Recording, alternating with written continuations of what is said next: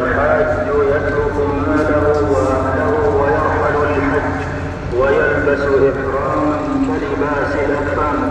واجتماع العباد والوقوف بالمشاعر تذكير باجتماعهم في المحشر ووقوفهم بين يدي الله. أعوذ بالله من الشيطان الرجيم.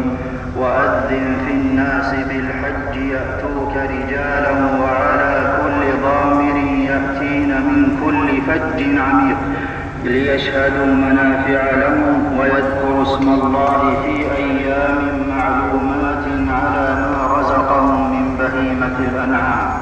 بارك الله لي ولكم في القرآن العظيم، ونفعني الله وإياكم بما فيه من الآيات والذكر الحكيم.